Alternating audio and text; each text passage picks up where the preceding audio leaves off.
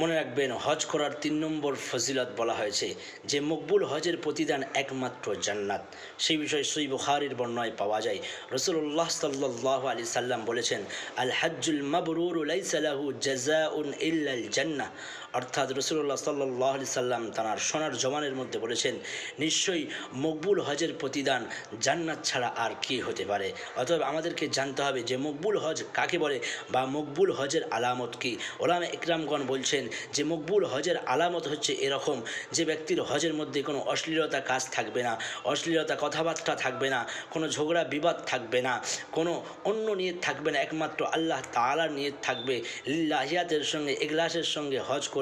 সেটা হচ্ছে মকবুল হজের আলামত। শুধু ওলামা ইকরাম বললেন না, মহান আল্লাহ সুবহানাহু ওয়া তাআলা পবিত্র কালামুল্লাহ শরীফের মধ্যে সূরা আল ইমরানের 197 নম্বর আয়াতের মধ্যে আল্লাহ তাআলা মকবুল হজের আলামত সম্পর্কে আমাদেরকে জানিয়ে দিয়েছেন, সতর্ক করে দিয়েছেন যে মকবুল হজের আলামত হচ্ছে এরকম, যে হাজী সাহেব, যে ব্যক্তি হজ করার আগে যেমন ছিল, তার জীবনটা যেমন ছিল, যেমন চলছিল, যেমন উঠছিল, যেমন বসছিল, যেমন শুচ্ছিল, যেমন খাচ্ছিল, তার জীবনটা হজ করে আসার পরে তেমন থাকবে না।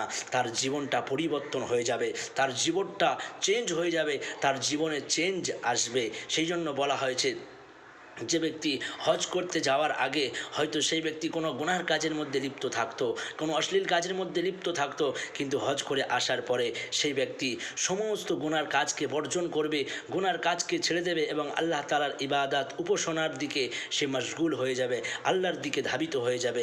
যে ব্যক্তি হজ করার আগে নেককার ছিল, নেকির কাজ করত, ভালো কাজ করত, সেই ব্যক্তি আরও বেশি নেকির কাজ করবে এবং আল্লাহ তাআলার ইবাদত উপাসনার দিকে আরও বেশি ধাবিত হয়ে যাবে।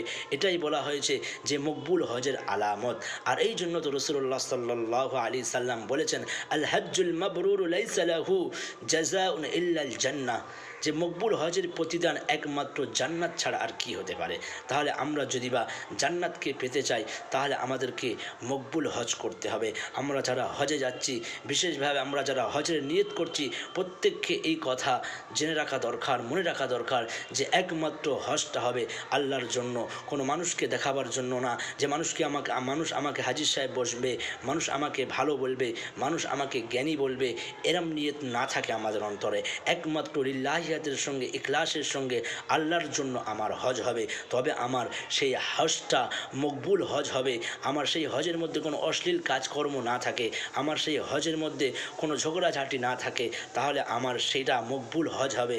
আর সেই মকবুল হজের প্রতিদান একমাত্র জান্নাত আমরা পেয়ে যাব। আল্লাহ তাআলা আমাদের সকলকে এর উপরে আমল করার তৌফিক দান করুক, আমিন।